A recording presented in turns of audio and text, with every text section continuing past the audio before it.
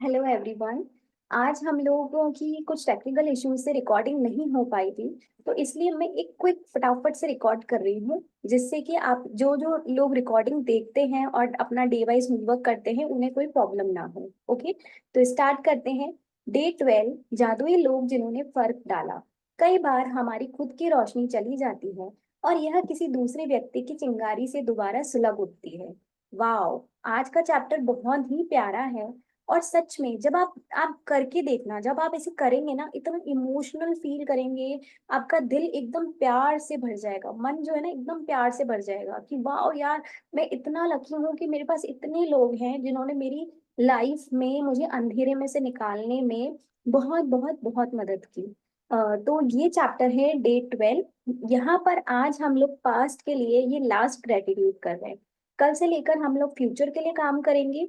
तो आज का चैप्टर ध्यान से समझिएगा और जरूर इसका होमवर्क जरूर कीजिएगा। ओके, तो देखिए, जैसे जब हम छोटे थे तो हमारे घर के बाहर एक झूले वाले भैया आते थे। सभी को याद होगा, राइट? तो हम लोग उस झूले में बैठते थे और भैया, जब भी हम लोग उस झूले में नीचे आ जाते थे तो भैया एक धक्का मारते थे, फिर हम ऊपर चले जाते थे। फिर वापस से हम लोग नीचे आते थे, भैया धक्का मारते थे, हम वापस ऊपर चले जाते थे।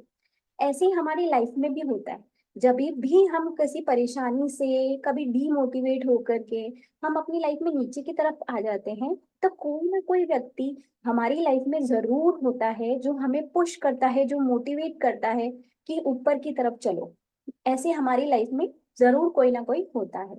तो आज का चैप्टर उन्हीं लोगों के लिए है।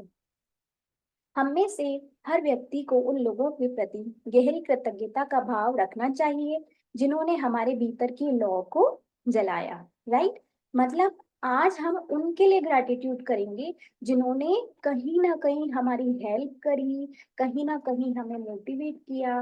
कभी ना कभी कुछ ऐसा हुआ कि हमें इतना अप्रिशिएट किया कि जो हमारी खोई हुई खोया हुआ हुनर था वो वापस आया हम में। ये हमें पता चला कि वाह यार, मैं ये भी कर सकता हूँ क्या, ये तो मुझे पता ही नहीं था।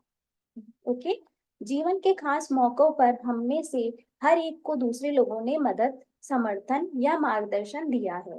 खास तौर पर तब जब हमें उनकी सबसे ज्यादा जरूरत थी।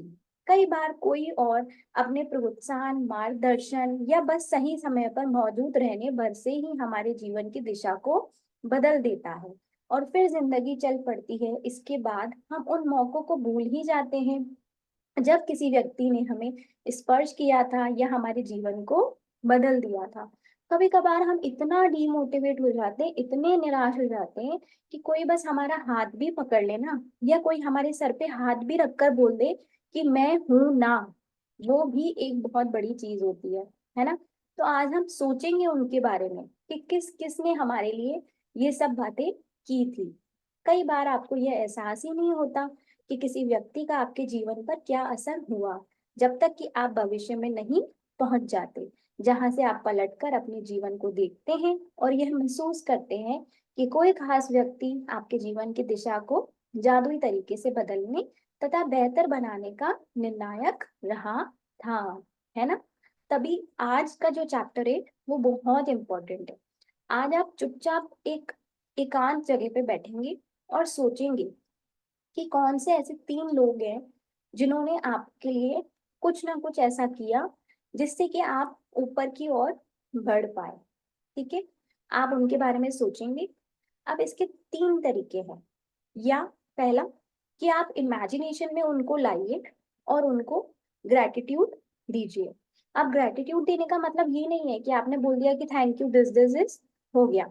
नहीं, आप उनको इमेजिनेशन में लाइए और आप उनको पूरी बात बताइए कि आप कहाँ नीचे की तरफ जा रहे थे, कैसा आपकी लाइफ में अंधेरा आया हुआ था और कैसे उन्होंने अपनी रोशनी से आपकी लाइफ में रोशनी की।